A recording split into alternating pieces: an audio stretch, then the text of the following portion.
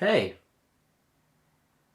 remember me? What's going on, everybody? It's Brandon, and welcome back to Marotta Media. So just to put a long story short, I had to do a lot of traveling in November, and then once I was done with all of that, I had Thanksgiving, and then I had another event after that, and now this month I've been very preoccupied with Christmas and getting gifts for everybody, so it's been a pretty hectic month in my opinion. Wow, I have not posted a new review in a month. I gotta fix that. But luckily, my busy schedule has not stopped me from watching movies, because there's been some great movies that I've watched. And there were two movies I watched that I'm going to talk about today. And the first movie that I will be discussing is West Side Story.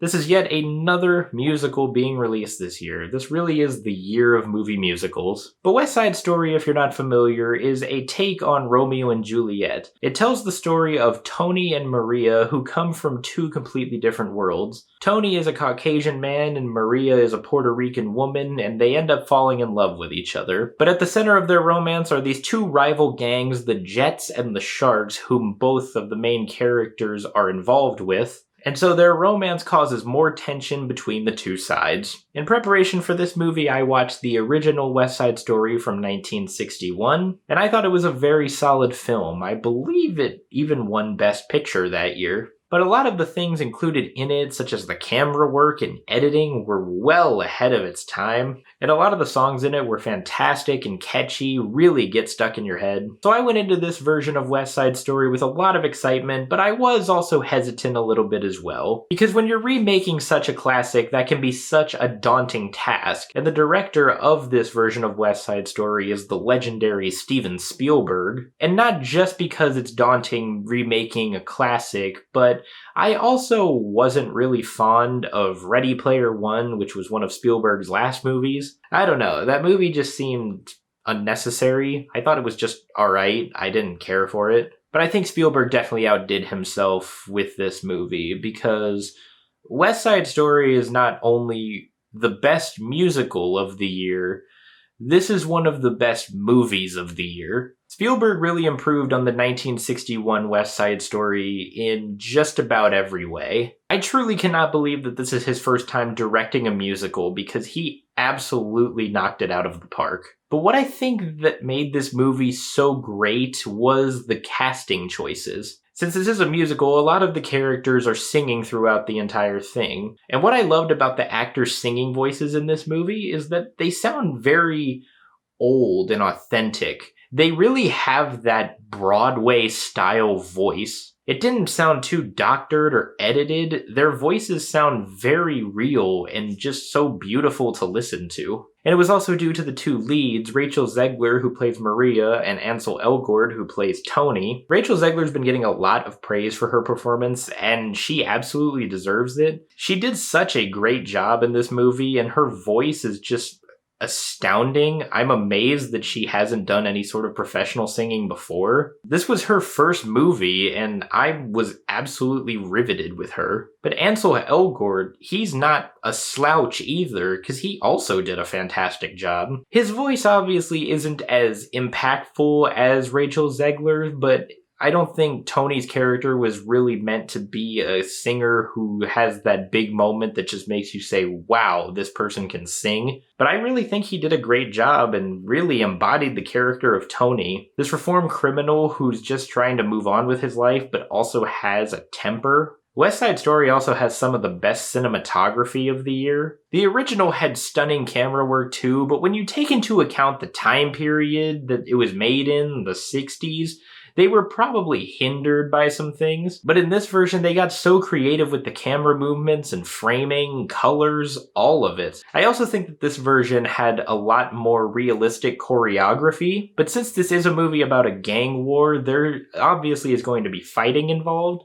And in the original, they tried to mix dancing with fighting, and there were times where I thought it just looked really silly. I mean, I know what they were going for, but I feel like that would work on stage better than it would on screen. But in this West Side Story, the characters are actually fighting each other, and you could tell that's what they're doing. There's really no ambiguity about it. And just like the original, the music is stupendous. All the same songs are here, and they all sound just as good as they did in the original. Songs that have gotten stuck in my head like Tonight, America, Cool. I've really had this movie's soundtrack on repeat since I watched it. But what I love about the musical set pieces is that this is another moment where they clearly got more creative than the original did. Take for example the song where the characters are singing America. In the original West Side Story, that entire sequence takes place on a rooftop at nighttime, and there's really great dance choreography with it, but you feel like they could have gotten a lot more out of it. But in Spielberg's West Side Story, it takes place in broad daylight and they run through the streets singing this song. So there's a lot more variety in set pieces and characters we see, and also the costumes that they're wearing while singing are very colorful and beautiful.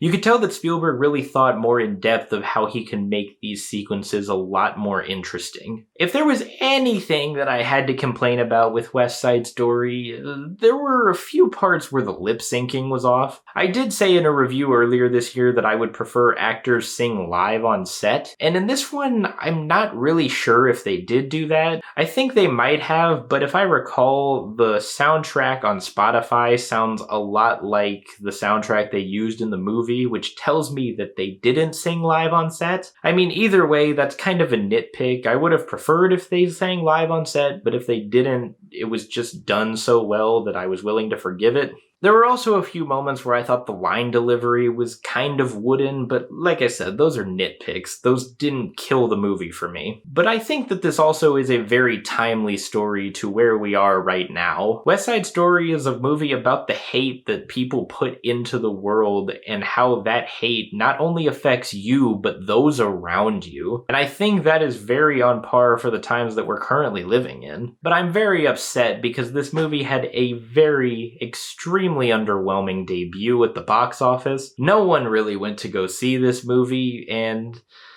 that really upsets me because people need to go see movies like this. Support movies like this. Don't support just franchises.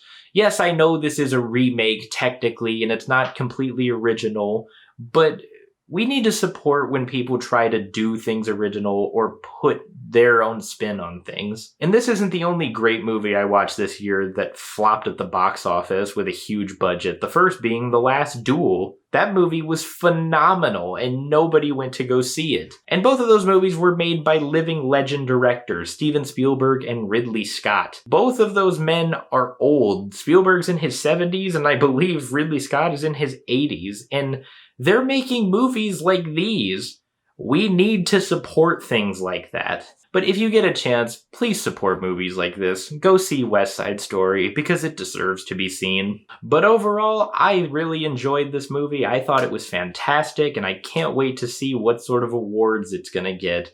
And I'm gonna give West Side Story a 9 out of 10. Alright, since apparently I don't have any Steven Spielberg movies to put in the background. That shocked me. I don't know why I don't own any of those. Where are you? Where are you? Alright. There. Okay.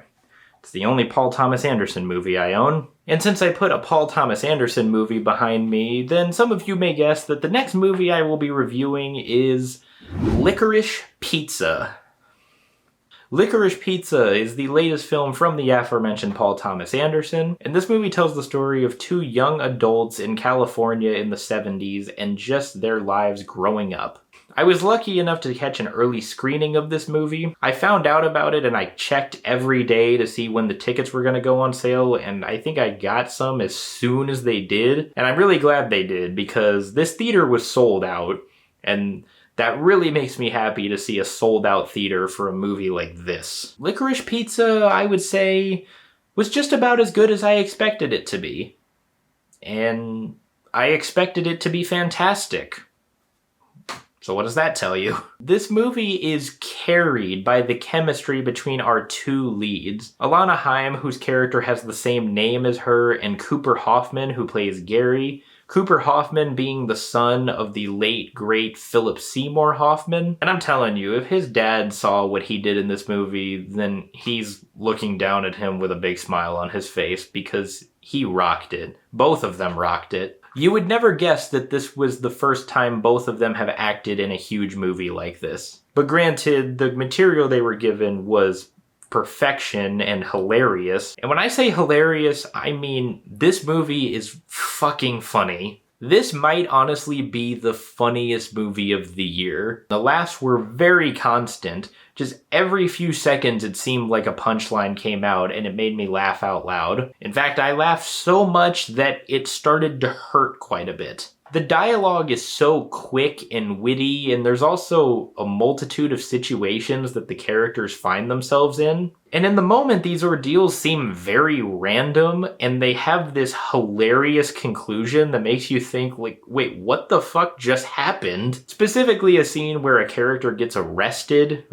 It's absolutely hilarious. But the funniest part for me was definitely Bradley Cooper. Bradley Cooper plays John Peters, who was a famous hairdresser and producer in the 70s. He's also famous for dating Barbra Streisand, which, if you've seen the trailer, you might know. And Bradley Cooper was not in the movie long, but when he was, he absolutely stole the show. His character has so many funny moments, and he just seems like an unhinged asshole, and it's so great. The editing is very strange, and this was probably my biggest complaint with the movie. It's edited almost like it's a TV show. Because there are times where the characters are in these different situations and then it'll cut to a brand new one and then just completely forget about the previous one. And it felt like it was episodic, like each situation was a new episode in a series. But like I mentioned, that's also its biggest downfall because on a first watch, the editing feels very jumbled and confusing. There were moments I was left thinking, wait, what happened with that? Why aren't we talking about that anymore? How did we get here? But that is also a very minor thing because this movie was so enjoyable. But as I mentioned, Licorice Pizza is just such a simple movie. This isn't really a movie that requires a ton of thought. It's very straightforward. Now, I love movies that make me think and never leave my mind days afterwards just because I'm trying to decipher them in my head. It's a movie where a director takes a time period they grew up in and how they remember it and just make it into a movie. A lot like what Tarantino did with Once Upon a Time in Hollywood, or what Linklater did in Dazed and Confused. This is just a fun hangout movie that doesn't really require a lot of thought. It's just a movie you could put on and chill to.